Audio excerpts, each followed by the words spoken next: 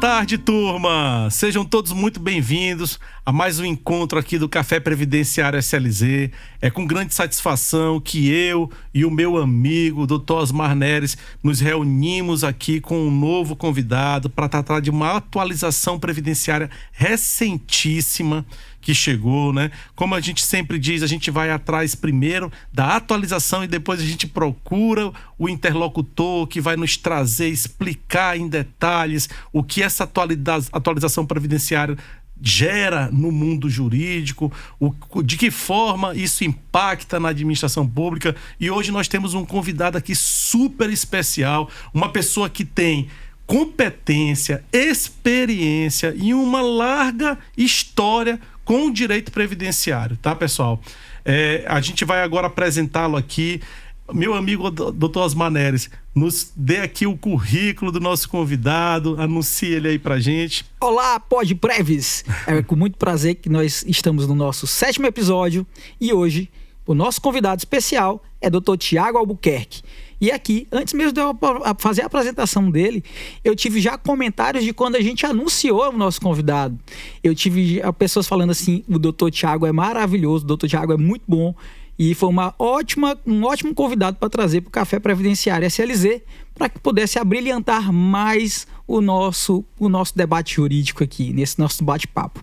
Dr. Tiago Albuquerque, ele é mestre em Direito Previdenciário, doutorando em Direito, já foi assessor da TNU, assessor da TRU da 5ª Região, ex-conselheiro do CRPS, é professor, advogado, ministra cursos, tem livros, obras jurídicas, inclusive lançou uma ontem, no dia 14, lá na OAB do Ceará. Ele lançou sua nova obra em parceria com a doutora Simone Lima, que é Pensão por Morte.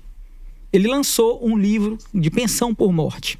Doutor Tiago, seja muito bem-vindo ao nosso Café Previdenciário SLZ.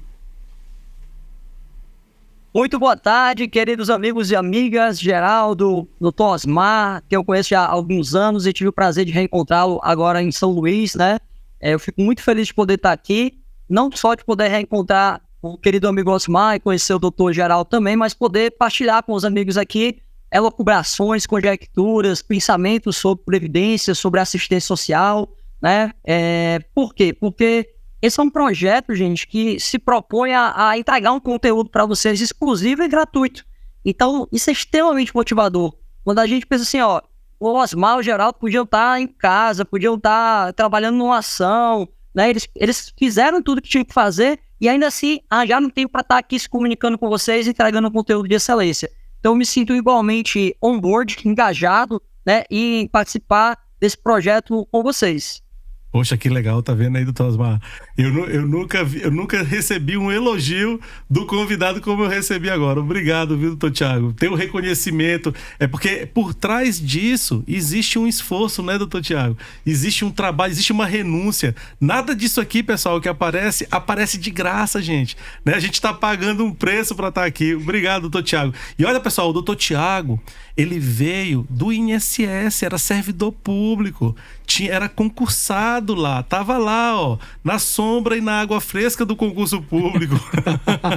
Que não é tão sombra e não é tão água fresca, né, doutor Tiago? Eu falo isso porque eu também vim do serviço público, eu era da Justiça Federal, meu concurso era em 2011, e lá na Justiça Federal eu asseguro que é como no INSS, viu, doutor Tiago? Não tem sombra e água fresca, não.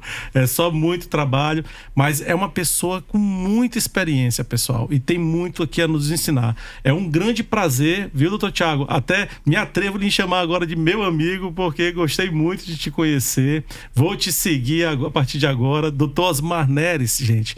Olha, doutor Osmar Neres é o que da questão aqui no Café Previdenciário. Eu falo isso aqui para vocês porque eu nunca vi. Quando eu falei pro Dr. Osmar que eu tinha muitos amigos que eram magistrados federais, que eu conhecia o pessoal do Poder Judiciário, eu não sabia que o Dr. Osmar Neres conhecia tanta gente assim. Mas a gente conhece gente demais, gente muito especial.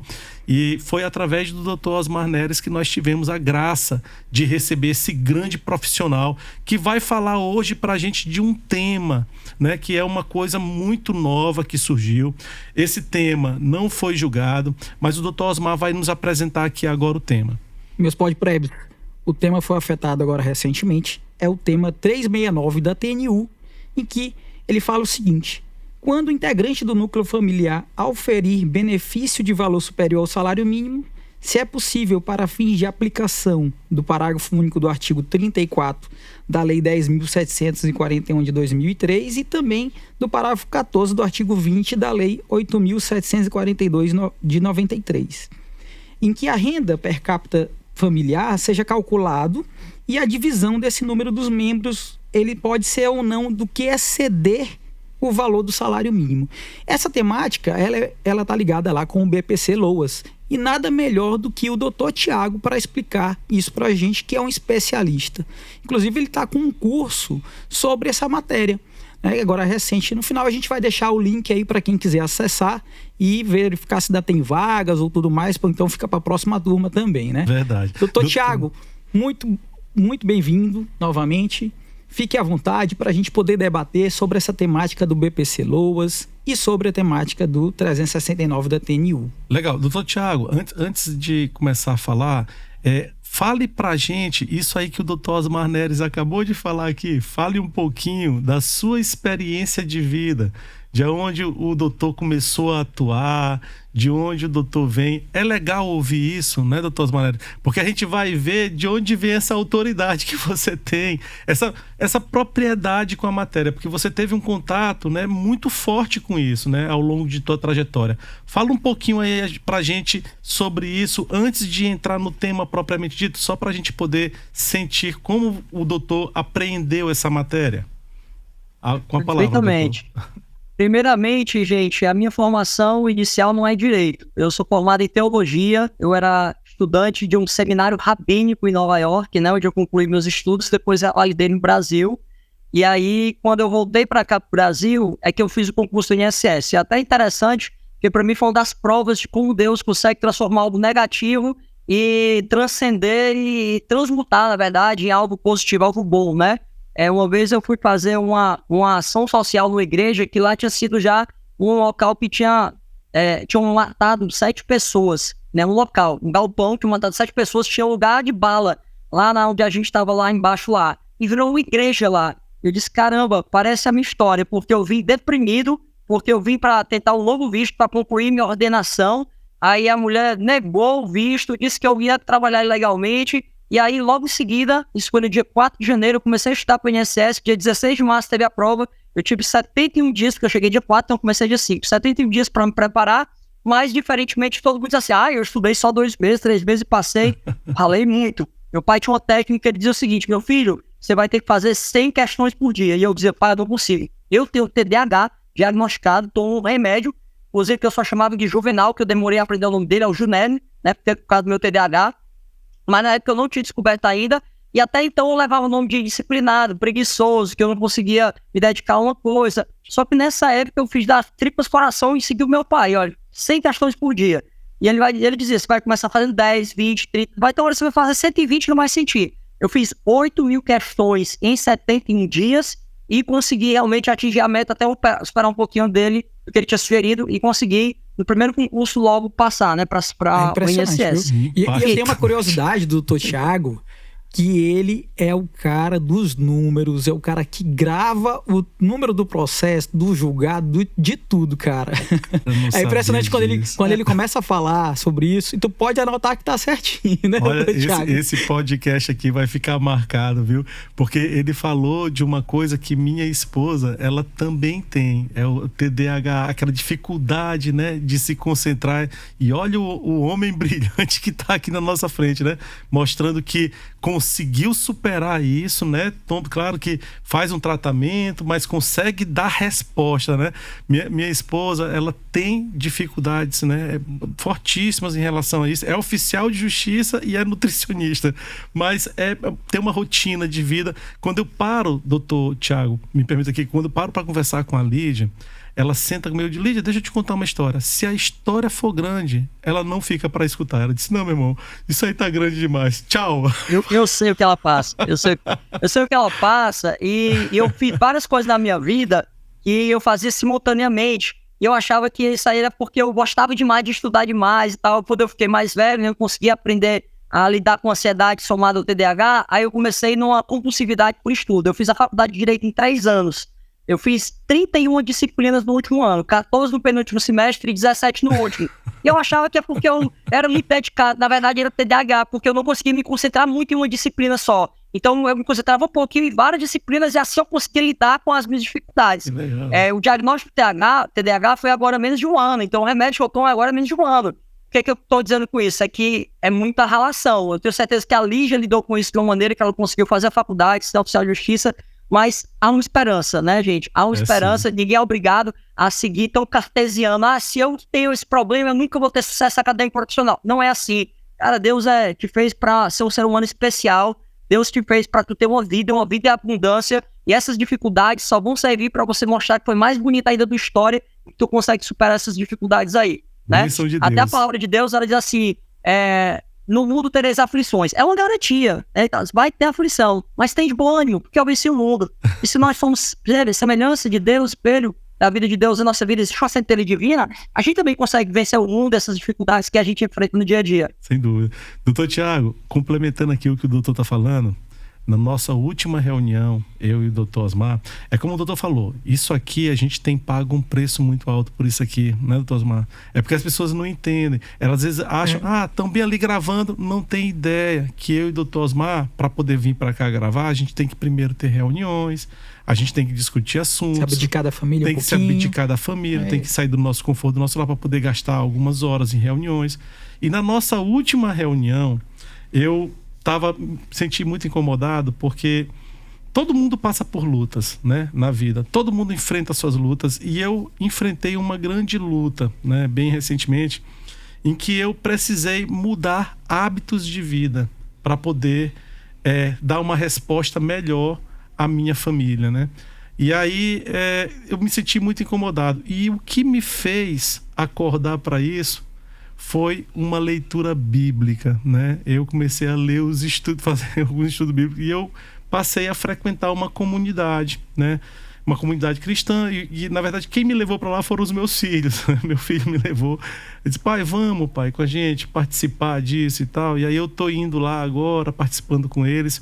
E aí eu falei pro doutor Osmar na nossa última reunião, Osmar, eu tô sendo muito incomodado com uma coisa, e eu acho que a gente tem que fazer isso. Aí o Osmar não entrega o ouro. É verdade, eu não vou entregar, eu vou fazer o seguinte, eu não vou falar. Vocês vão saber, mas eu vou te dizer que tu vai saber depois, doutor Tiago. O doutor Tiago vai saber depois, mas no final da nossa gravação, quando acabar a nossa apresentação, gente, não parem a reprodução. Vocês vão ver o que a gente tem a oferecer aí pra vocês. É algo abençoador, tá bom? Então assistam isso aqui até o final. E depois, é que nem aqueles filmes da Marvel, que acaba o filme, aí as letrinhas sobem, aí tem que ficar lá pra poder ver a cena que aparece. Pois é. Não entrega o ouro todo. Vai ter hoje um presentinho pra todo mundo, e eu quero que o doutor Tiago também veja, viu? A gente tá agora fazendo uma espiritualização do nosso trabalho. Vocês vão ver aí. Doutor Tiago, olha só, falando do diagnóstico do TDAH, e isso tem muito a ver com o nosso tema, o tema do BPC. Sim. Né? Então, doutor Tiago, o que é, para quem não conhece, que nós temos aqui não só os operadores do direito, quem já milita na área, como advogados, juízes, procuradores, servidores do INSS, mas também o nosso público também é formado por pessoas comuns, pessoas que não estão na área. Então, eles precisam conhecer, e aqui serve como sempre um instrumento de informação. Então, o que seria o BPC? Fale um pouquinho sobre pra gente. Vou só concluir, então, a minha trajetória para contextualizar quem ainda não me conhece, né, gente? Quando eu voltei, né, dos Estados Unidos, que eu fiz o concurso do INSS, passei um tempo lá trabalhando e acabei indo trabalhar no setor chamado AADJ, que é a Agência de Atendimento à Demanda Judicial. E eu comecei a ficar muito curioso por que a lei dizia uma coisa tão clara e o juiz tinha uma interpretação diferente. E aquilo ali foi que me fez nascer a vontade de fazer direito e entender realmente o que era, qual a interpretação, qual o tipo de interpretação que é usada, hermenêutica, teleológica e outras da mesma, de natureza, de igual jaez, né, de igual natureza. E aí concluí a faculdade, nesse ínterim, o juiz me requisitou para trabalhar com ele, eu assessorei durante seu mandato na TNU, depois voltei para o INSS, antes de ser requisitado por ele, fui preposto do INSS, atuava em audiências ali, cedido à Advocacia Geral da União.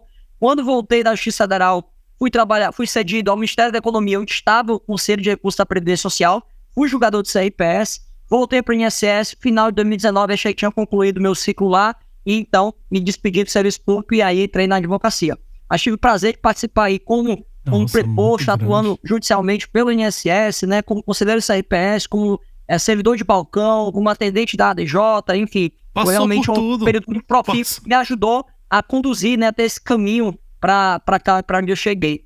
Até julgador do CRPS, né? Até julgador do CRPS. Até julgador do CRPS. Sim. Olha. Nas aulas, doutor Osmar talvez lembre, né? Eu tive a oportunidade de ser professor dele, né? Mas ele que quase me ensinou tanto quanto eu tentei ensiná-lo, porque ele é um advogado também de envergadura considerável, né? Tem muitos processos aí. Eu usava vários exemplos onde eu era julgador, ou então piores, o que eu era um voto divergente. Porque como eu já tinha vindo da AGU, atuado como preposto, e eu já tinha vindo da TNU, então eu era o chato da junta. O pessoal aplicava a literalidade da lei e eu disse, olha, mas Tatíssima venha, eu queria divergir dela, excelentíssimo relator, nobilíssimo relator. Lembro até de um caso de, eu fiz no meu blog uma postagem, né, que pensão por morte era devida mesmo sem qualidade segurada. Mas só para mostrar que um cara que já tinha começado a incapacidade antes de perder a qualidade, tinha direito adquirido, então eu não considerava a perda da qualidade. Está simulado, súmula 416 da STJ, 26 da AGU, enunciado 8 do CRPS, né? Tudo simulado. Só que aí eu botei para chamar a atenção, e aí um cara lá do INSS, né, que eu nem conhecia, mas ele veio falar mal do meu voto. Só que eu começava sempre o voto assim, Datíssima venha, quero divergir dessa notícia relator. E ele foi tentar me copiar, só que ele colocou no meu Facebook assim, Data venha, só que ele botou VENHA. Parecia o perfil do Brecht da escola do professor Raimundo, né? Venha! Eu disse, que eu vou, você me convidar desse jeito, eu vou pra discussão com você. Né? Então, eu era o chato da junta, porque eu sempre pedia venha para poder apresentar meu voto divergente. Vários desses que eu uso em sala de aula foram ou votos meus como relator ou como divergente. Que inclusive tem a ver com o tema da gente aqui, gente, BPC. BPC é uma política pública, tá? Na verdade, a política é a LOAS, tanto é que algumas vezes a gente pega um assistente social que também é advogado em sala de aula. Ele disse, olha, o nome do benefício, quando algum aluno usa, é LOAS. Aí ele, não. LOAS é a política pública. O nome do benefício é BPC. Que benefício é esse? É um benefício que tem previsão constitucional, no artigo 203, mas ele foi regulamentado pela lei.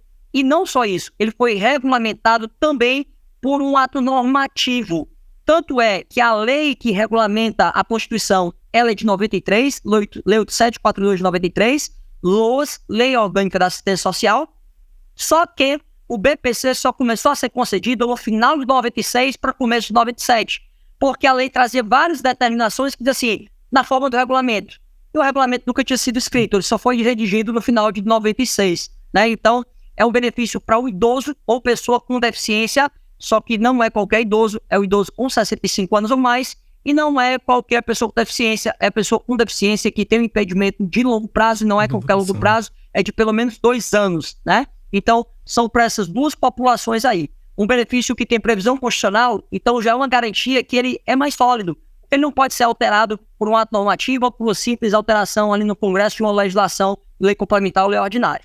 Então, é um benefício que ele tem fundamento na Bíblia, né? E eu gosto de usar porque eu não quero converter, ser proselitista com ninguém. Espero que vocês um dia encontrem, né? Eu acredito no que eu chamo na minha outra associação, né, que eu faço parte, que é Grande Arquiteto do Universo. Espero que cada um possa encontrá-lo, claro, dentro da sua perspectiva, porque a própria Bíblia também diz, na casa do meu pai tem várias moradas, então você pode encontrar a sua da maneira que mais lhe aprouver, né, desde compatível com os princípios gerais, né, assim eu espero.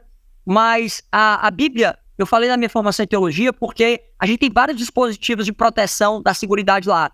Por exemplo, lá em Levítico tem uma lei que diz que quando o marido de uma mulher morre e ele não deixa filhos com ela, o irmão mais velho é obrigado a casar com ela, a desposá-la. A gente chama isso em hebraico de Yubum, mas no português a gente traduziu para lei do levirato, que é uma lei que busca o quê? Proteger a ausência de renda de alguém que vertia renda para a família.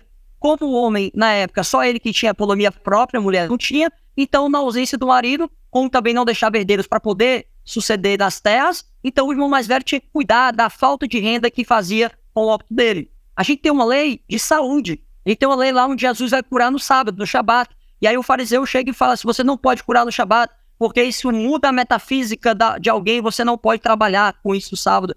Aí Jesus disse, cara, com o grande exegeta que ele era, né? Ele disse, cara, entende uma coisa, não foi um homem que foi feito pro sábado, não. Foi o sábado que foi feito para servir o homem. Então, se ele pode ter uma melhora de vida, ele também deve ser curado no sábado. E aí nós temos uma lei da assistência. Lá em Devarim, Deuteronômio, tem uma lei que diz assim, dos cantos dos campos não colherás, e nem o que cai dos babos das vinhas, porque eles serão para o pobre. Né? Então é uma lei que visa quem? O hipossuficiente, o miserável, o pobre, aquele que está em vulnerabilidade ou extrema vulnerabilidade. Se você pensar, o BPC é uma política, a LOAS é uma política para quem está no estado de miserabilidade, né? Porque além de ser idoso, além de ser pessoa com deficiência, eu tenho que provar que eu não posso prover ou ser provido, ou ter minha subsistência provida pela minha família. Então, é um benefício que já tem origem a sociedades antiquíssimas. E por quê? Porque é uma necessidade tribal. Eu sustento a pessoa por um momento que ela passa por uma contingência. E aí, se ela puder depois, ela volta a contribuir laboralmente para aquele grupo social. As primeiras sociedades, elas eram nômades. Então, se alguém ficava velho ou quebrava o fêmur, o quadril, era muito difícil levar aquela pessoa para o próximo lugar que tinha alimentos. Então, era mais fácil deixar ela morrer ali mesmo. Quando as sociedades começaram a dominar a agricultura e domesticar os animais, você viu que não era tão trabalhoso e podia cobrir aquela pessoa por enquanto, até que ela recuperasse a sua saúde e voltasse a contribuir. Eu não sei se vocês gostam, eu gosto muito de literatura e de filme, mas existe uma prática que havia naqueles países da Escandinávia, né, que era a prática do Autostop. Autostop era um pino sacrificial feito pelo próprio idoso. Como ele não queria imputar sobre a família o encargo de ter que prover para ele, de ser sustentado, então ele optava por pular de um penhasco e assim morrer. Então, a seguridade social ela é uma evolução do homem, quando ele entende que ele pode proteger os demais para que eles voltem em si a um dia contribuir, ou se não puderem voltar a contribuir, o reconhecimento que eles já contribuíram para aquele grupo social. E o BPC é esse benefício voltado especificamente para o idoso, pessoa com deficiência, que não possa prover sua subsistência ou tê-lo provido por sua família, né? E aí, essa é uma política muito interessante que hoje em dia protege cerca de 5 milhões de brasileiros no nosso país.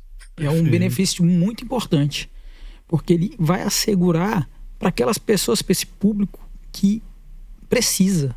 Né? Então, ele é um benefício que o Estado aqui no nosso Brasil, o Estado brasileiro, ele preservou para cuidar das pessoas que mais precisam, dos deficientes e dos idosos que não têm condições, né, para ter acesso a um benefício previdenciário. Então ele tem acesso a esse benefício assistencial, esse benefício assistencialista que vem lá da lei do LOAS, Lei Orgânica de Assistência Social.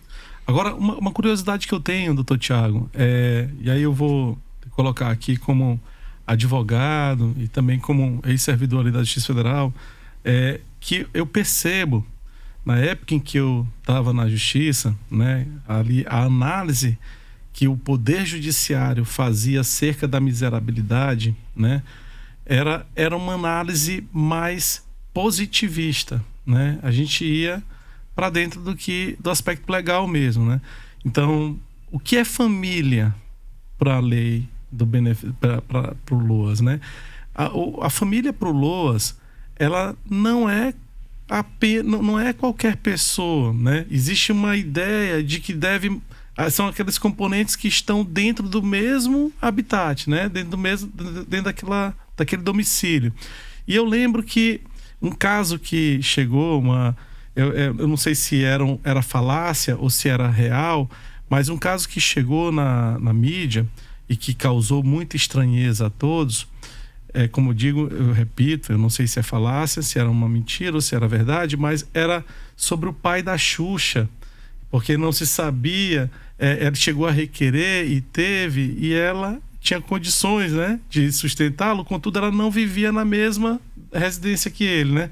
E a ele foi concedido o benefício porque a lei prevê. Eu pergunto ao doutor, como essa análise hoje vem sendo feita? Porque assim, eu como advogado, que eu não sou muito focado no benefício essencial, porque eu atendo mais em programações previdenciárias, é o meu foco, né? A parte de revisões. Mas eu tenho alguns casos dentro do meu escritório acerca do benefício essencial, e eu percebo que os magistrados hoje, eles estão indo para além da lei, né? Eles vão além daquele critério legal para poder verificar, dão uma olhada nas condições do imóvel, se as condições são boas ou não, e fogem à discussão da renda per capita por si. Né? Como é que o doutor poderia nos falar a forma da abordagem dessa miserabilidade? É correta a forma dessa abordagem para fora da lei, só olhando ali a foto? A ideia também do núcleo familiar, estender a pessoas que não são família, segundo a legislação, né?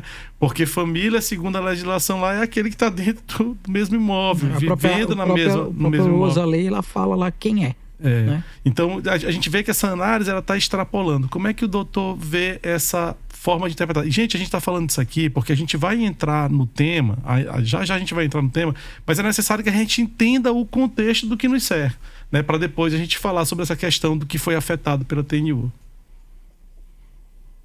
Olha, Geraldo, esse positivismo, ele hoje em dia é cumprido pelo INSS. Os juízes ultrapassaram o limite, e não de forma positiva.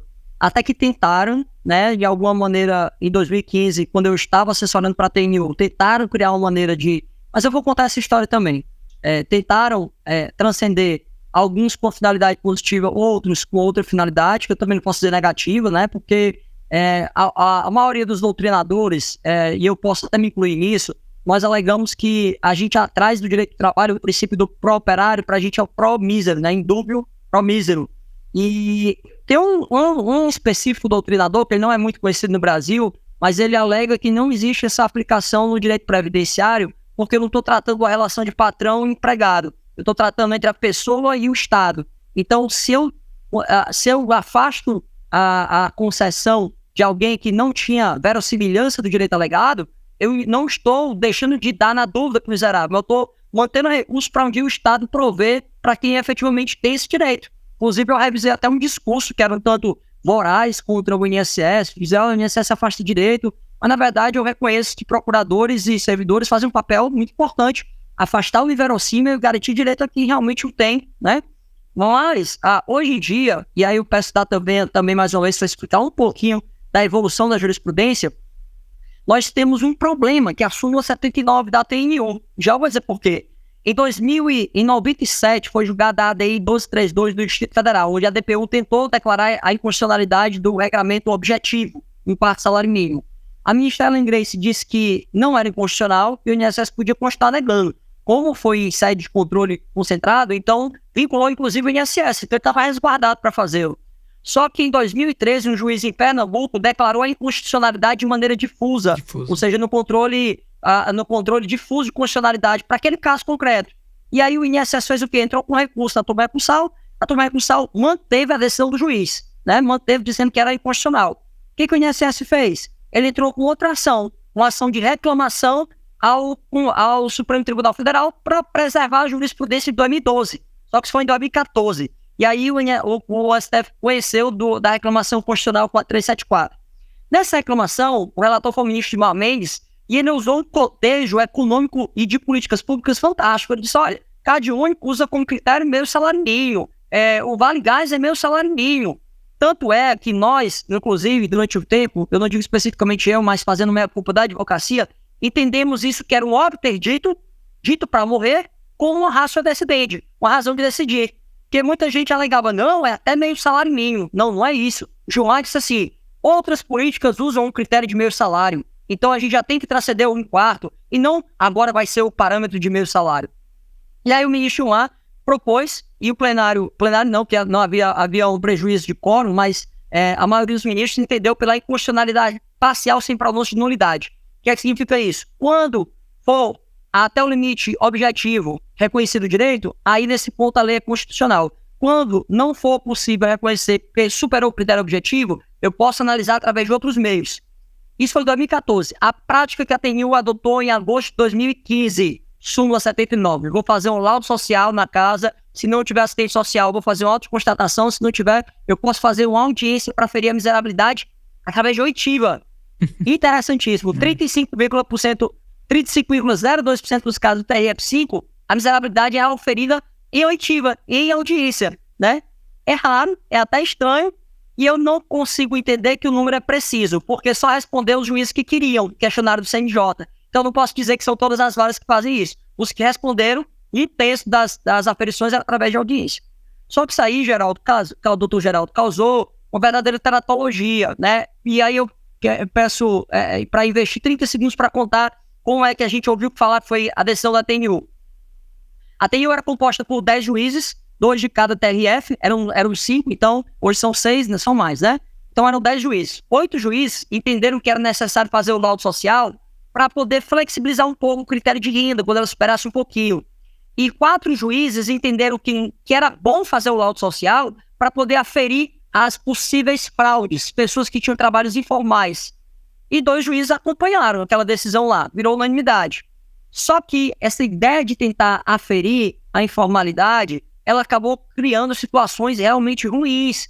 Por exemplo, o pai da Xuxa, né? Eu tenho 2 orgulhos acadêmicos grandes da minha vida, um como professor e outro como estudante. Eu fui aluno da professora Maria Helena Diniz, nossa primeira dama do direito civil brasileiro durante o meu mestrado. E ela sempre usava no critério, né? Ela tem um livro sobre lacunas legislativas e antinomia.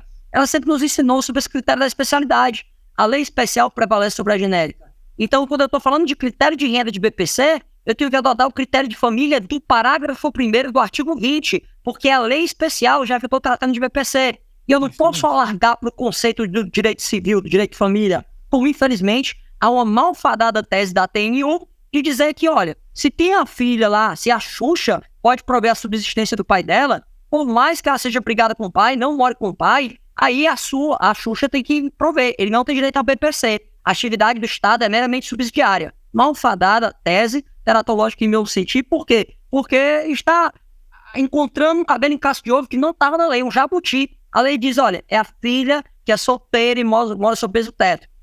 E aí, por isso que a gente vai ter uma análise do BPC, do critério de renda, muito melhor do INSS. Porque o INSS vai olhar pequenininho, ver a formalidade de quem está inscrito. Se não tiver, ele não manda ninguém na sua casa. Ele vai saber se a Xuxa pode bancar, se a filha que mora na Inglaterra pode mandar euro para você. Não quer saber disso. Então, realmente, entendo que essa aferição na súmula 79 trouxe prejuízos, né? Tanto quanto foram as soluções, o efeito colateral foi tão em quase igual proporção, ou talvez até mais, né? Agora, eu já critiquei isso diretamente para o juiz federal, e aí ele fez uma ponderação que eu tenho adotado para a minha vida como advogado. Doutor Tiago, eu concordo com você, só que a gente tem que entender de onde é que veio, então, o patrimônio. Faz todo sentido. Uma vez, eu tive um cliente meu, que o cliente, ele tinha uma lanchonete numa avenida chamada Antônio Salles, aqui em Fortaleza, e aí o que aconteceu? Ele construiu um patrimônio e tem uma casa de primeiro andar. A gente entrou com o pedido dele, mas a gente tinha provas para mostrar o quê? Ele construiu o patrimônio com a renda que ele tinha, e agora ele não tem renda. Porque a gente mostrou o alvará de funcionamento dele, da lanchonete dele, não foi renovado a partir de 2021. A gente mostrou que ele tinha contribuição como microempreendedor individual e cessou em 2021. E aí, o neto dele tinha visitado ele e bateu um selfie com ele na lanchonete. E aí, do lado, dá para ver uma loja de acessório feminino. E a gente usou uma tela do Google Maps para mostrar que hoje em dia o local que era a lanchonete era uma loja de vender acessório de celular. Então, nós provamos que o que parecia ser uma renda informal, escondida, na verdade representava um histórico de renda que fez constituir a melhor um patrimônio, mas que o critério legal, ele é da renda que é linear. Inclusive, é importante falar isso. Eu tive um caso do CRPS, em que uma pessoa, portador de HIV, teve o benefício cessado porque ele fiscalizava provas do Enem, da Universidade Estadual do Ceará, e aí viram lá contribuição, contribuinte individual, aí cessaram o benefício. Contribuições inferiores, salário mínimo e esparsas. Gente, se você olhar o decreto que regulamenta a lei, ele vai ser claro e vai dizer a renda habitual. A renda pontual, ela não deve compor. Por quê? Porque ali não é constante, não vai fazer com que afaste a sua vulnerabilidade social. Né? Então, eu acho, doutor Geraldo, que, infelizmente, muitos casos aí, a súmula 79 e a análise do caso foi ruim para os beneficiários. E ainda, outro problema, enunciado 51 do FONAGEF, que é o enunciado que vai dizer, não, peraí, o rol do parágrafo 1º do artigo 20 não é exauriente. Então, se tem uma tia-avó que ela recebe pensão do marido dela, que era sargento da PM, isso aí deve computar. Não, a lei, ela quis criar ali uma órbita de pessoas que estão próximas e que, devido a essa proximidade, provavelmente dependem uma da outra, ou tem uma relação de sentimento de obrigação.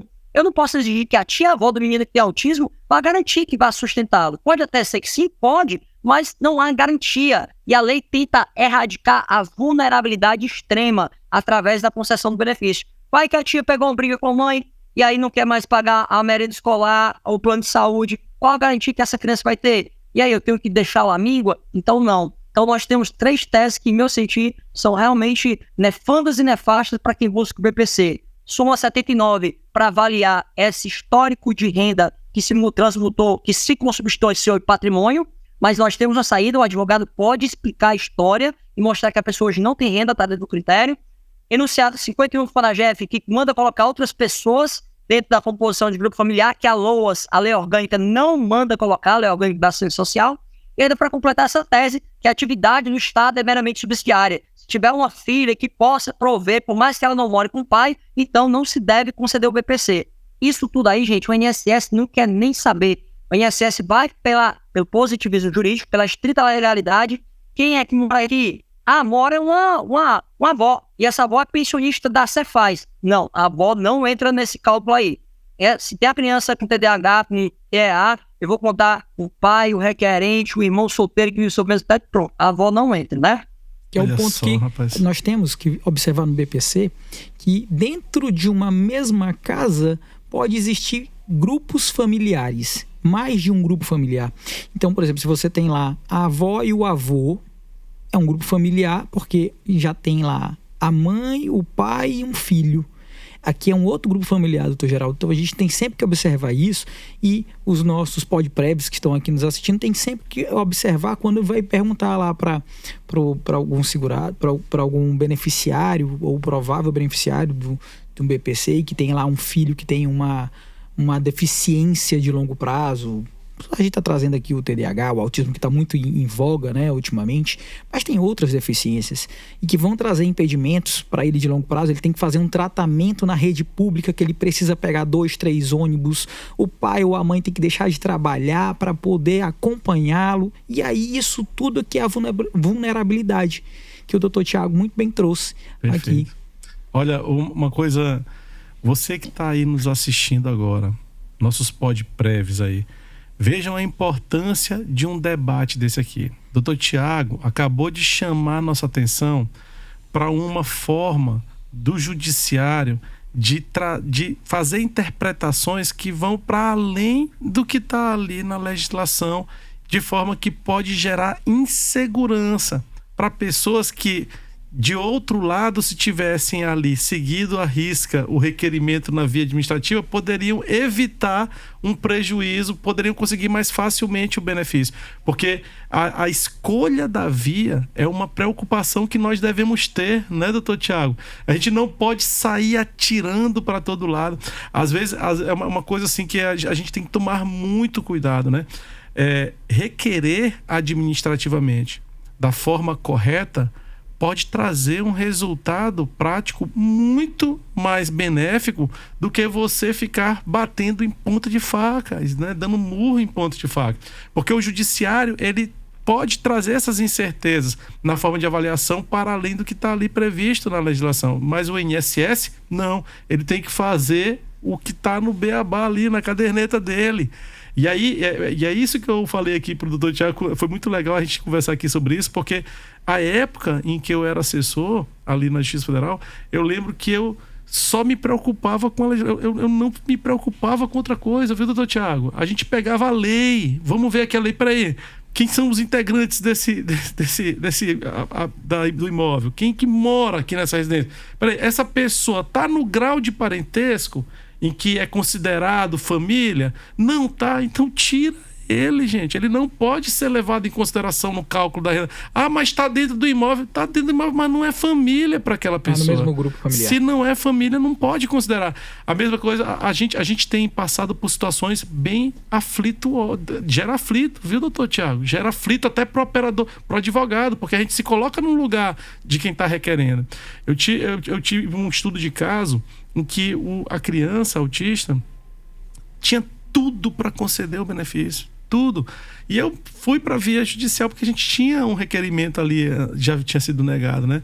Na via administrativa há um tempo atrás, e na análise lá do caso, o laudo socioeconômico era favorável, o laudo médico também lá era favorável, não havia nada que pudesse gerar uma dúvida. Na foto, a foto do imóvel, doutor Osmar, era miserável o imóvel. Você olhava que havia... as condições de deterioração do imóvel eram claras. A casa não tinha compartimentos. Era cama, cozinha e sala, tudo no mesmo lugar. Mas ambiente. Em cima da janela tinha um ar-condicionado, um aparelho ar-condicionado, que sequer funcionava. Mas o magistrado, quando viu o ar-condicionado, negou o benefício, dizendo que aquela família tinha condições. Isso contra laudo socioeconômico, Então a gente realmente tem que tomar esse cuidado precioso que o doutor Tiago acabou de nos chamar aqui a atenção, da gente saber explorar melhor a via administrativa para evitar essas situações. Vocês me perdoam, até complementar um pouco do que o Dr. Geraldo falou, primeiro, escolher a via, é muito importante, gente. O apóstolo Paulo fala quando ele vai se aposentar, né, que também se aposentou, ele fala que combatiu o bom combate, né, então é importante a gente combater o bom combate, aquele que vale a pena, eleger qual é a via melhor. Quando a gente fala de interesse processual, o interesse de agir, os doutrinadores se subdividem em 3 perspectivas, né, o interesse de agir, necessidade, adequação e utilidade. Então, cara, para tu exercer o teu interesse de agir, é necessário escolher uma via adequada, né? Então, será que a via judicial ou a via administrativa, né? E aí, talvez o doutor Geraldo saiu já um pouquinho da justiça, realmente havia uma prevalência da TNU até 2016 de entender pela estrita legalidade. Por isso que você diz assim, eu olhava o processo e via se essa pessoa estava ou não, a gente tirava. Infelizmente, não é a realidade desde 2018, né? Até 2016... a TNU dizer que o artigo 16 da lei, para aferição da composição do grupo familiar da LOAS, eu tinha que olhar ou o artigo 16 da lei 8.213, porque antigamente a referência que usava lá da composição era as dos dependentes da lei de benefício, ou então do artigo 20, parágrafo 1º, estritamente legal. Ou seja, a TNU entendia até 2016 que era estrita legalidade. Tinha a tia, tinha a avó, tinha um neto que tinha um trabalho, não contava. Infelizmente, depois de 2016, a TNU revisou seu entendimento, em meu sentido, para pior. Sim, foi até onde eu atuei, né? Aí saí.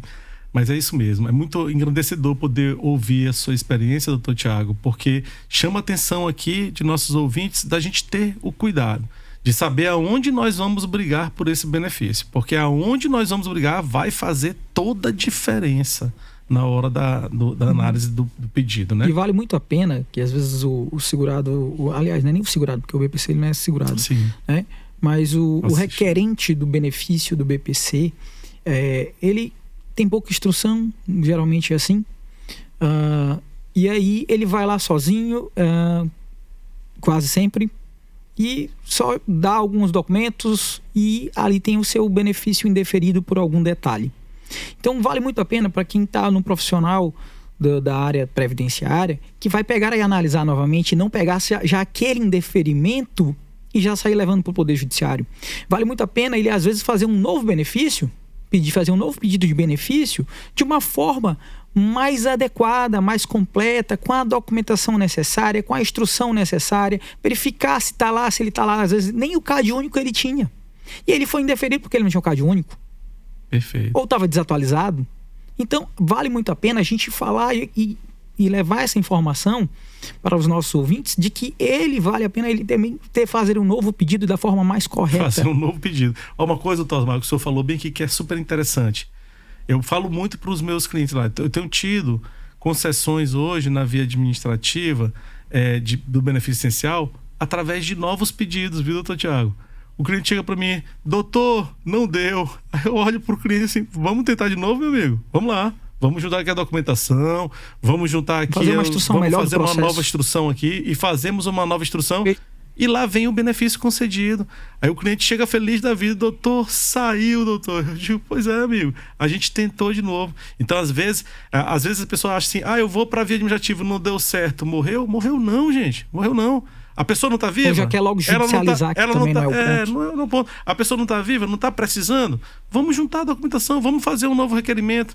Lá uma coisa que é crucial no direito processual previdenciário é que nós temos, como qualquer processo, partes, pedidos e causa de pedir. A causa de pedir no direito previdenciário é nada mais, nada menos que a NB, que o processo administrativo que você instruiu ali. Porque cada processo tem uma realidade que o cerca, né? E uma coisa que a gente discute, eu até discuti bem recentemente, foi sobre alguns julgamentos que vinham dizendo que a causa de pedir era a mesma, pegando NBs diferentes. E aí eu tenho que chegar lá no judiciário e explicar isso. Dizer, não, aqui é outra situação. Aqui o PBC é diferente, o período básico de cálculo é diferente. Aqui existe... a documentação ajuntada também é outra. Existe uma outra realidade. Novo requerimento com uma nova realidade. Perfeito. O nosso cliente do LOAS aqui nos trouxe um novo documento médico. Né? Nós temos aqui uma nova avaliação médica que precisa passar pelo crivo de um novo requerimento administrativo. Então, essa causa de pedir, ela varia no tempo e no espaço. E a gente tem que estar muito atento a isso também, né? Mas vamos lá pro tema. Eu tenho casos que eu digo pro cara. Teve um caso de uma mocinha, de uma meninazinha, na verdade, que ela tem doença grave. O INSS negou porque a mãe dela estava recebendo seguro-desemprego na época. E ela mora no local, né, construído pela MRV, um local bom. Eu disse, olha, não vale a pena a gente tentar judicial, é melhor a gente fazer o requerimento de novo. Batata, fizemos requerimento administrativo, conseguimos o benefício. Entramos com pedido agora de revisão para poder pedir a concessão a partir da data que ela cessou o seguro-desemprego, né, mas não correu o risco de entrar com ação judicial, porque ela poderia ter cessado o benefício que já foi concedido agora no segundo protocolo aí. Então é importante saber também usar esse estratagema também quando lhe couber, né? Esquece o atrasado, cara, segue ali o processo e enfim. O processo administrativo ele é tão rico, para você ter ideia, tem uma coisa que o servidor não faz e o robô do INSS faz, né? Quando você tem a concessão do salário maternidade rural, você tem a qualidade segurada. Comprovado. Aí o que a legislação diz? A prova da qualidade segurada ela vai durar durante 7 anos e meio. De acordo com a lei 11.718. E aí o robô, quando você recebe o salário de maternidade, ele já considera que dali para frente você tem 7 anos e meio de qualidade segurada também. O servidor não faz isso, mas o robô faz. Então, até saber quando o robô pode te ajudar a escolher essa via também. Dicas melhor, preciosas. né? Para dar esse direito aí. Agora, nem tudo são flores. Isso aqui é caso de polícia, inclusive, viu? Tem o caso de polícia, nós estamos com equipamentos novos. Caso de polícia aqui, ó. Vocês estão vendo caso aqui, ó. Polícia. Isso é caso de polícia. Valeu, doutor Thiago. Diga aí o caso de polícia. Isso é porque, como diz o poeta Mário Quintana, nem tudo são flores, né? Então, dizer que o processo administrativo é o melhor e sempre vai ser a maneira mais adequada é mentira também, é um sofisma, né? Por exemplo, qual é esse caso de polícia? A lei, especialmente, vai dizer o seguinte: eu não vou considerar, quando eu vou pedir um novo benefício de idoso, né, que inclusive já adentrando no nosso tema aqui, eu não considero o benefício de renda mínima já recebido por idoso maior de 65 anos ou pessoa com deficiência. Inclusive, as pessoas têm até dúvida quando vão olhar o artigo e dizem, então, se o meu cliente tiver 65 anos, ele não tem o benefício por tem que ter 66. Eu gosto de brincar com o nosso linguajar, com a nossa cultura. Eu hoje em dia tenho um escritório muito grande, a gente recebe centenas de processos por mês, graças ao bom Deus, mas não foi assim que eu comecei, né? Eu comecei rodando no interior, eu não sei se eu contei quando eu estive em São Luís, eu comi uma vez um lagarto no atendimento, sem querer.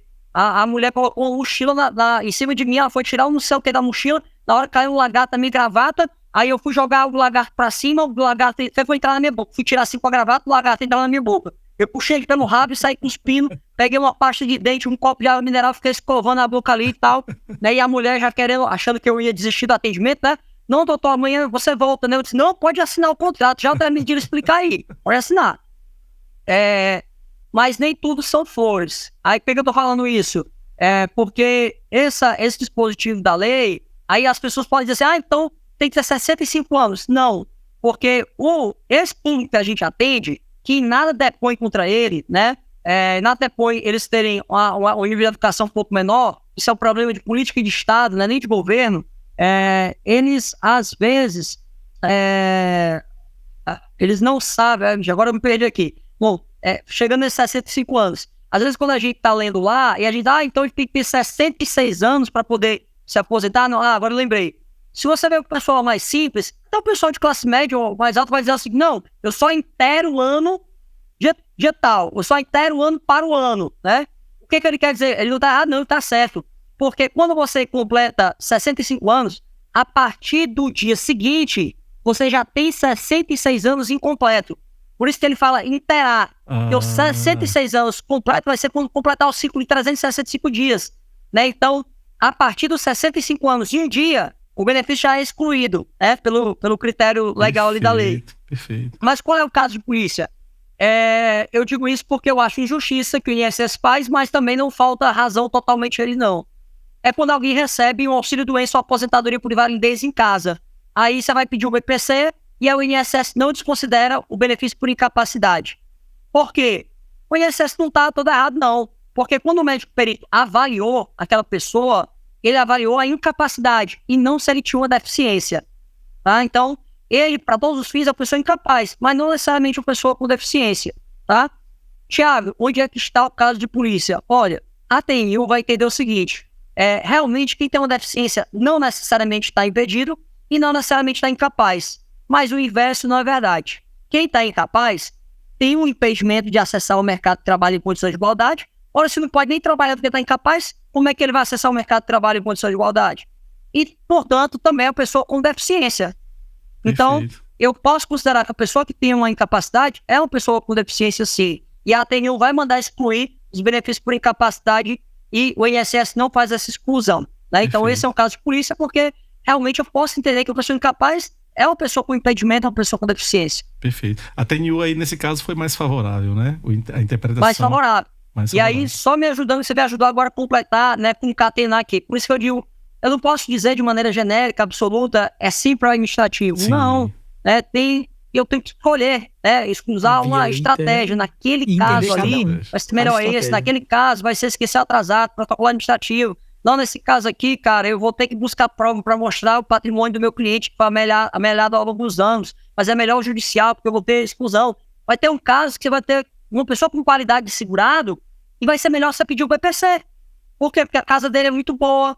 Aí você sabe que não vai passar no judicial.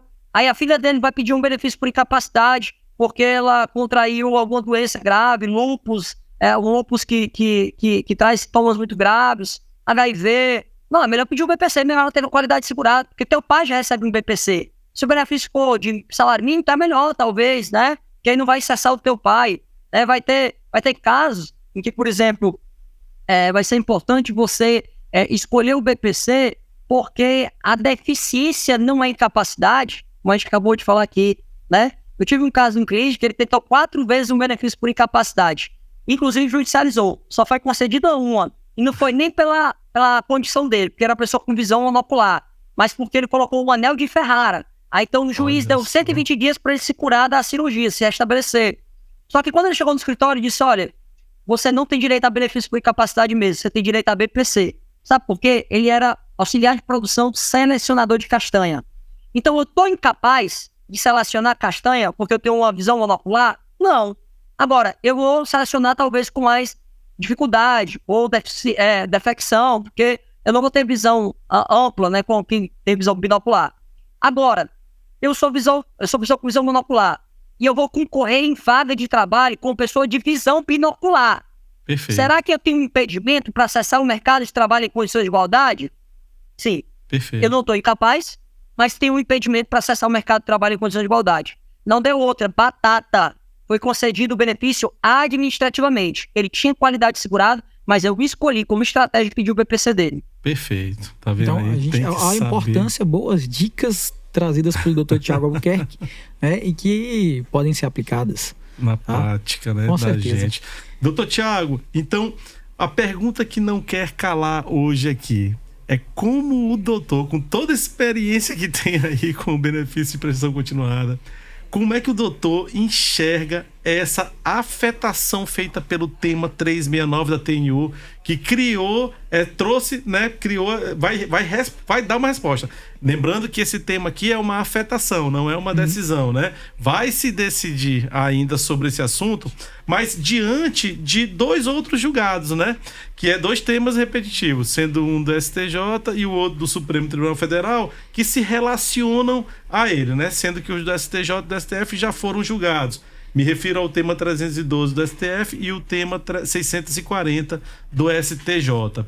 Como é que o doutor olha? Porque assim, eu vou falar aqui em poucas linhas aqui para vocês o seguinte. Gente, gera uma preocupação em todo o território nacional, né? De como isso vai ser enfrentado. Porque quando falou excluir o benefício de salário mínimo, lá, eu acho que o doutor Osmar Neres tem até mais autoridade para falar aqui comigo sobre esse assunto, mas foi o STF que disse que excluía do LOAS, né, idoso, o salário mínimo do LOAS idoso lá no cálculo. Isso. E o STJ estendeu essa interpretação, fez uma interpretação mais extensiva, dizendo que era o salário mínimo e não se limitava você ao tem idoso. também a questão das aposentadorias de salário mínimo, você tem as questões dos benefícios de prestação continuada, o BPC, tanto sendo ele como por idade, como o BPC deficiente. Então, essa foi a leitura feita pelos nossos tribunais superiores de fazer essa exclusão. E aqui a afetação da TNU é mais atrevida. Mais atrevida. Porque ela leva aquela situação, né, de que se ele tem uma renda vinda de uma aposentadoria que é maior que salário mínimo, se ela pode ser excluída para salário mínimo. Isso, o salário mínimo. Deixar só o que excede no cálculo, né? Como é que o doutor Tiago vê essa afetação? Existem chances de vingar essa tese? Porque deve ter muitos pedidos nesse sentido, né? Lá a casa deve estar cheia de pedidos nesse sentido.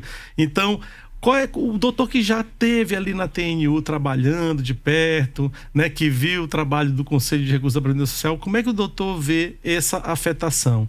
Há chances disso vingar? Como é que o doutor vê essa afetação? Ou até mesmo trazer para o debate aqui, para a nossa discussão, Perfeito, essa temática, né? Se a gente até podemos ver na prática, né, de que muitas vezes no próprio Poder Judiciário, eu vejo esse ponto, que o Poder Judiciário é mais benevolente, vamos chamar assim, para fazer a superação dessa renda e conceder o benefício assistencial do que até o próprio INSS, porque lá no próprio INSS é importante a gente trazer aqui que lá ele pede logo lá quando a renda está superada, aí por conta de uma ação civil pública ele fala assim, me apresente aqui os gastos com fraldas, com medicamentos, do rol que tem lá que podem ser excluídos, que eu trago só ali que é irrisório o valor ali aplicado. E que muitas das vezes, agora nessa via que a gente trazendo, o judiciário ele é bem melhor para fazer isso, para poder ver de fato a necessidade. E hoje mesmo, doutor Tiago, eu faço parte aqui de vários grupos de advogados, de estudiosos, de juízes, de várias categorias do ramo do direito, em que tem uma decisão que o doutor Savares, né, ele coloca lá que a renda da filha... É interessante trazer esse caso. Esse caso ele foi colocado hoje num dos nossos grupos, tá? Lá até do pessoal da SMAF, de uma pós-graduação que eu faço da SMAF, do SMAF Paraná. E lá o julgado do Dr. Savares, que é muito conhecido, né, ele fala assim, mais ou menos assim, ele concedeu na turma recursal, que ele é juiz da turma recursal, ele concedeu lá um benefício de que a filha auferia a renda de R$ 2.200. E a mãe, que era idosa, está com 101 anos. 101 anos, doutor Geraldo.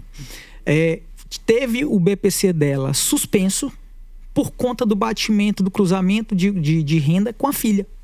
Só que a filha mora em outra residência e a mãe mora em uma, sozinha, tem um outro grupo familiar.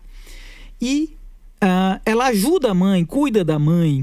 E só por conta disso, por conta desse cruzamento de dados, ela teve o benefício suspenso e depois cessado. E aí, claro, ingressou na via judicial e teve a decisão favorável do Dr. Savares mandando restabelecer o benefício.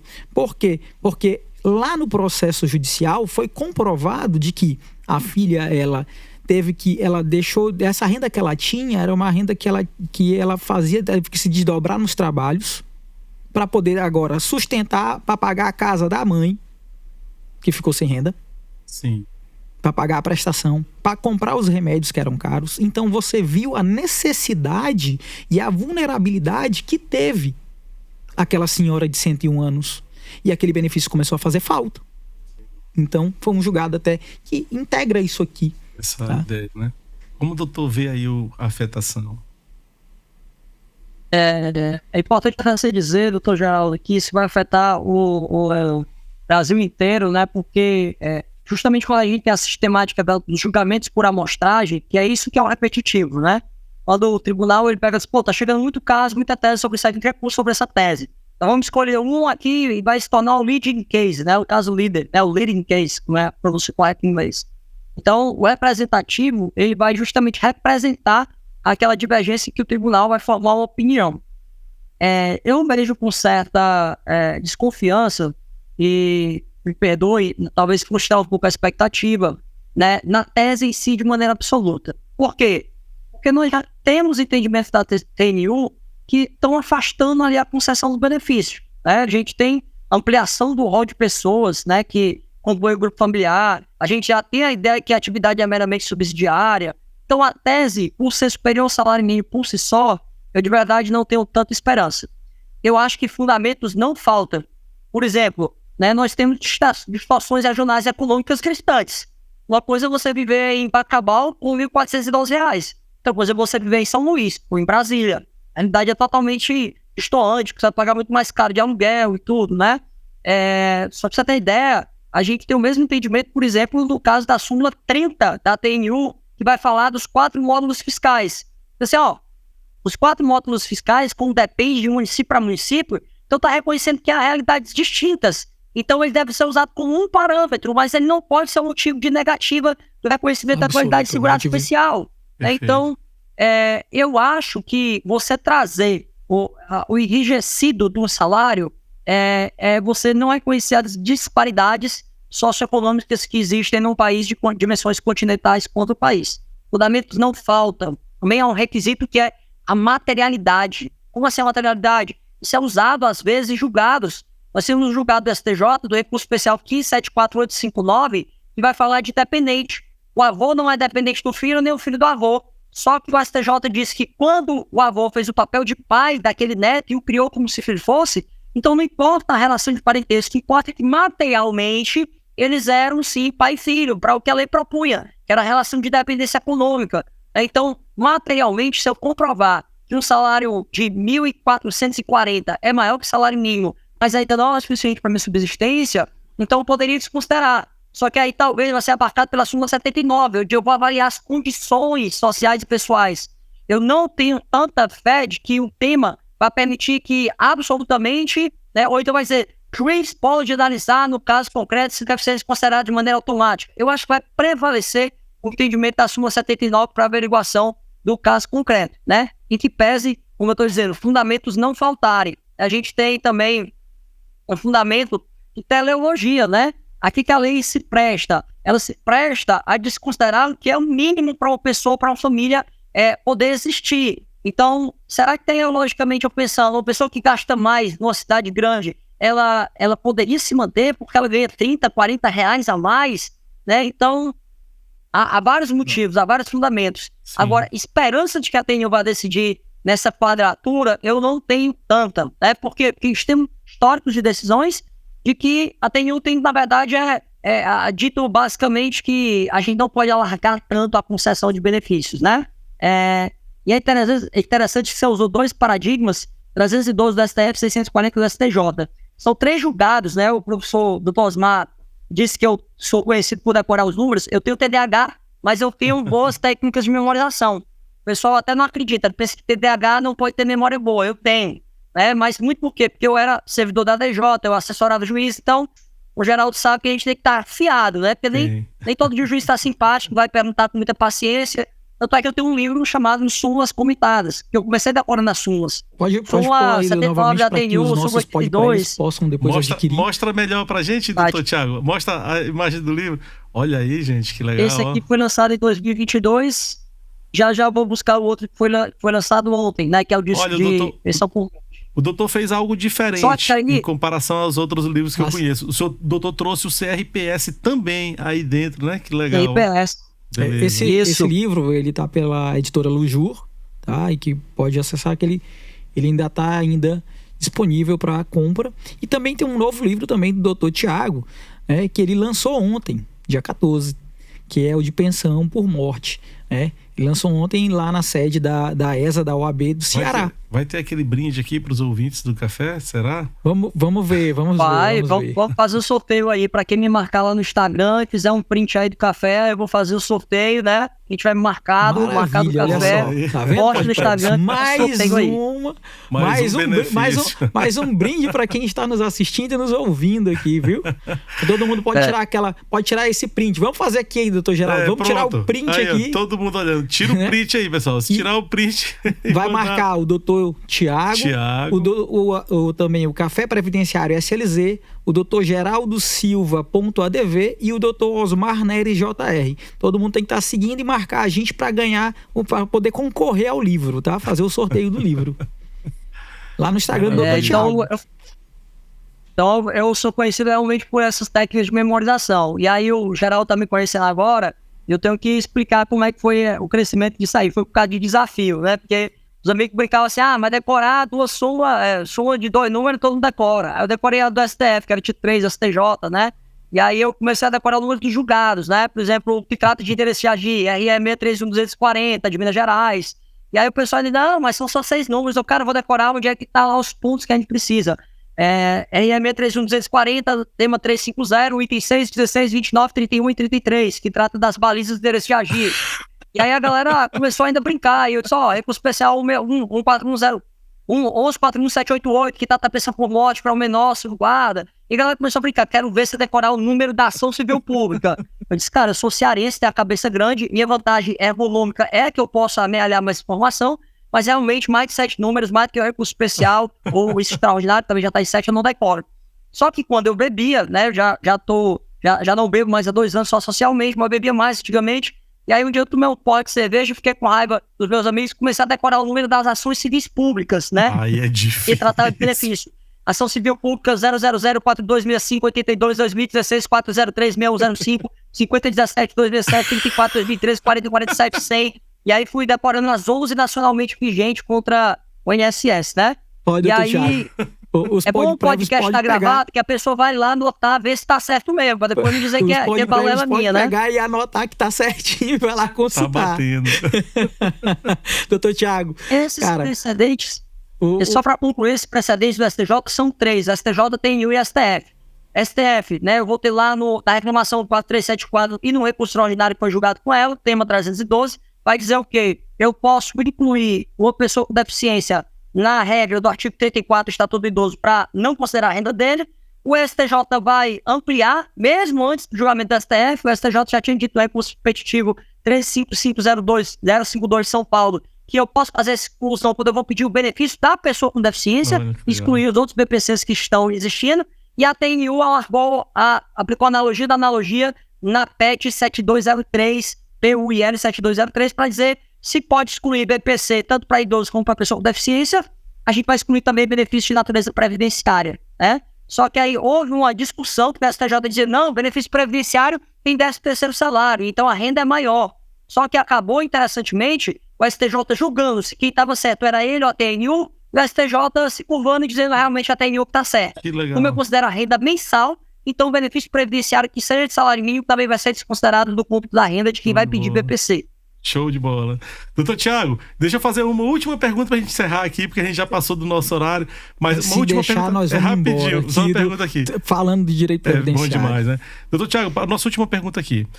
Essas decisões, e eu vou te fazer essa pergunta porque eu tenho um caso prático em que isso aconteceu, mas eu queria saber se isso é comum ou isso pode se tornar comum, se é ou não é comum, sobre a possibilidade de um servidor do INSS no processo administrativo usar a gente fazendo o pedido, né, fundamentado em uma decisão da TNU ou então uma decisão de um tema repetitivo do STJ, um servidor do INSS acolheu o nosso pedido indo de encontro à instrução normativa e ele acolheu o nosso pedido com base numa fundamentação. Isso é possível no processo administrativo? Isso pode ser... Servidor pode o quê? É assim, o caso prático que eu tive uma vez foi o seguinte: a IN dizia que era para negar a instrução normativa, né?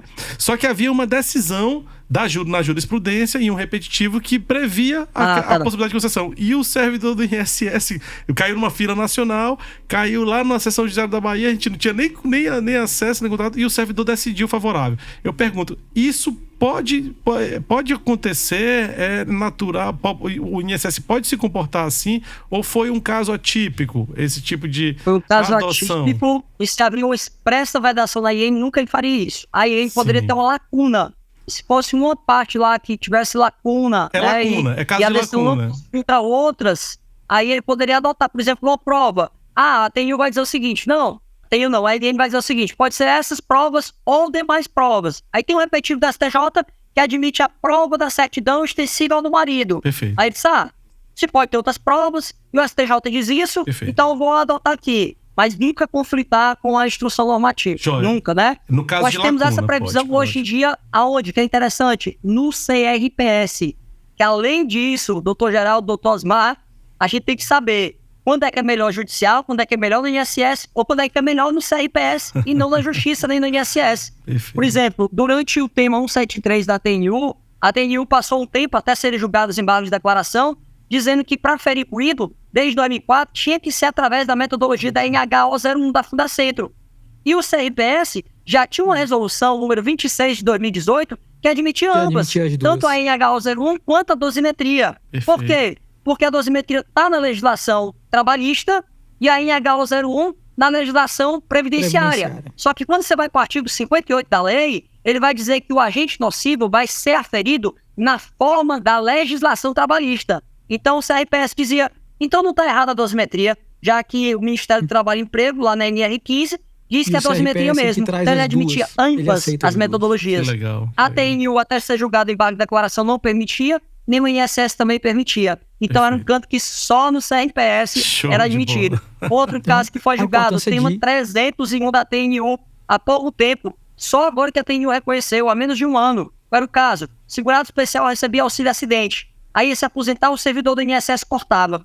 Por quê? Porque ele achava que aquilo era acumulação indevida. Só que quando você vai no artigo 36, parágrafo 6º do decreto 3048, eles mandam jogar o valor do auxílio acidente, a sua renda mensal atual, direto no valor da aposentadoria. Por quê? Porque o artigo 31 da lei diz que o valor do auxílio acidente integra o salário de contribuição. Só que o segurado especial não tem salário de contribuição. Então, como é que ele vai ser beneficiado por isso, por esse dispositivo? Aí veio um filho de Deus, muito inteligente lá, e entendeu que, em termos de finalidade da lei, o segurado especial estava sendo prejudicado. Então, para cumprir a teleologia, tinha que considerar direto o valor da RMA, da renda mensal atual, do auxílio acidente, no valor da aposentadoria por idade. Isso não seria acumulação indevida, isso seria composição de renda, o único NB somando as duas rendas. Aí o artigo vai dizer que é a única exceção em que o segurado especial ganha mais que o salário mínimo. Só que não está da lei, é uma interpretação que o Poder Executivo fez lá no decreto. Aí você tem juiz dizendo que isso fere o princípio da legalidade. Uma vez, eu tive o desprazer de ouvir uma pessoa dizer assim, só se for essas IN véia doida do Thiago aí. IN véia doida, cara, porque a legislação, ela existe um porquê. Se você não conhece, é outra coisa. Por exemplo, o STJ tem uma súmula 507 que veda eu receber a aposentadoria e auxílio acidente se a aposentadoria foi conquistada só depois de 97. Mas lá no artigo 528, parágrafo 10 da IN 77, vai dizer que se a aposentadoria foi concedida entre 2009 e 2012, pode acumular sim.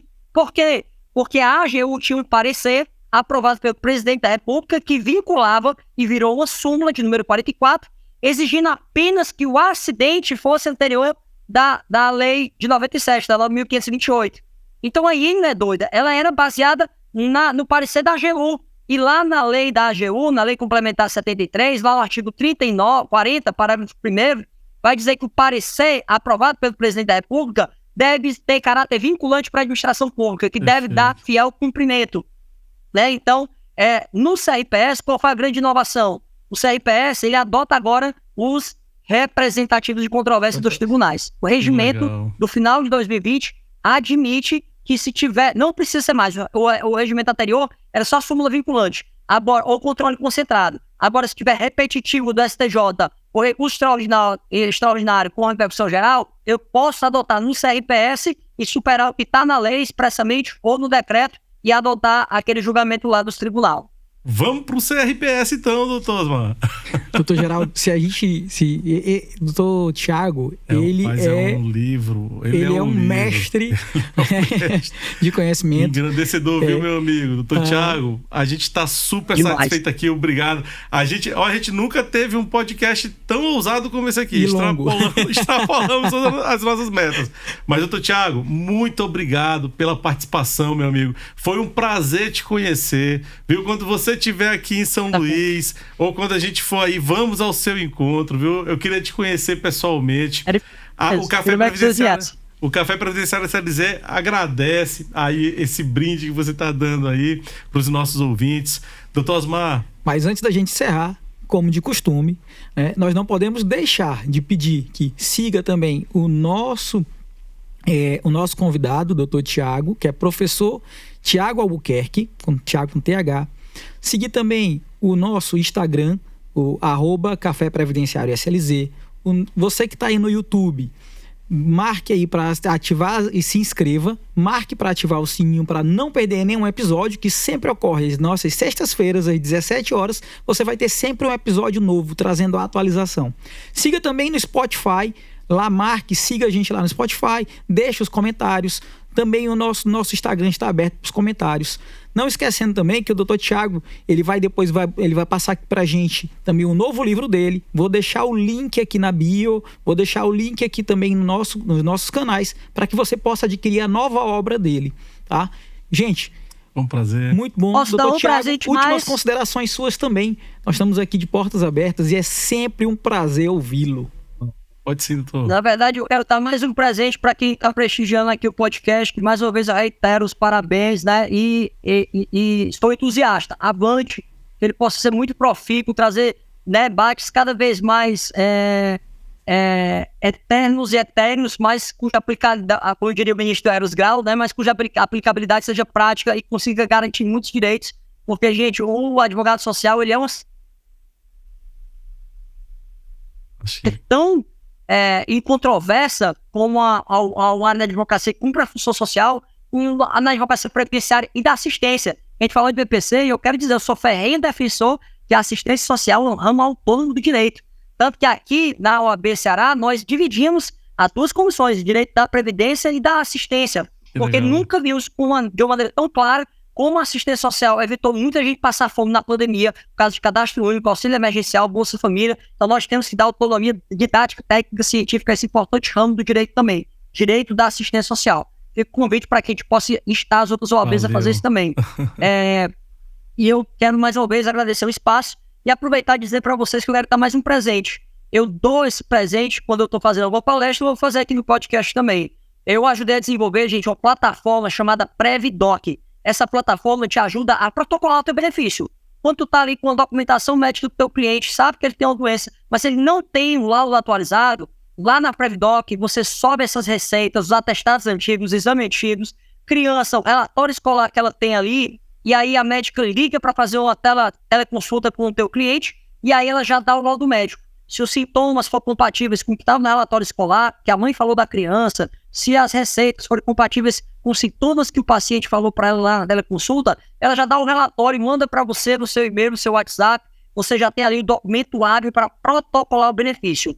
Hoje, se você for atrás de uma clínica particular aí da sua cidade, você vai pagar até R$250. Se tiver no interior de Minas, sério, não é que a gente paga 250. Na Previdoc é apenas R$99. E para vocês que estão aqui no podcast, vai ser apenas R$50, tá bom? Na próxima semana que vocês assistirem o podcast. Se você começar a seguir a Previdoc, tá? Você bate o print, começa a seguir a Previdoc, manda lá no privado da Previdoc que estava assistindo o podcast, a primeira consulta vai ser apenas R$50. Já vai te ajudar a protocolar aquele benefício que estava engavetado por falta de um laudo médico atualizado. Lá na bio do Instagram do Dr. Tiago, tem lá o link de acesso do PrevDoc. Tá? Então, para vocês, os PodPrevs, para quem milita na área, que precisa de uma assistência médica que seja mais social, tá? Pode ir lá pedir, que isso aí eu já estou utilizando. Tá? Depois eu vou ter uma conversa séria com o Dr. Osmar Neres, porque ele nunca me falou dessa ferramenta, viu? Eu vou pegar você lá fora, viu, meu amigo? Como é que você não me falou do negócio desse, rapaz? Já era para eu estar nesse negócio aí, ó. Gente, turma, foi muito foi bom. um prazer. Doutor Thiago, quer fazer mais algum comentário? Você tem que pagar o lanche, que aí eles estão tudo do lanche, né? Então já faz logo de casa mesmo, mais barato, mais fácil de resolver. Mas em breve nós vamos estar aí. E aí nós vamos nos reunir novamente. Na hora. Doutor Thiago, muito obrigado, doutor. Um prazer, viu? Turma, um prazer, um grande abraço, doutor Osmar Neres, se despedindo gente, aqui. Vai ter aqui, depois que a gente sair aqui do ar, vai ter uma novidade boa aí para vocês curtirem. Valeu! Valeu. Um abraço forte. Leiam a nossa reflexão aí no final, viu? Forte Valeu. abraço, pessoal. Tchau, Tudo de tchau. bom. Tchau, tchau.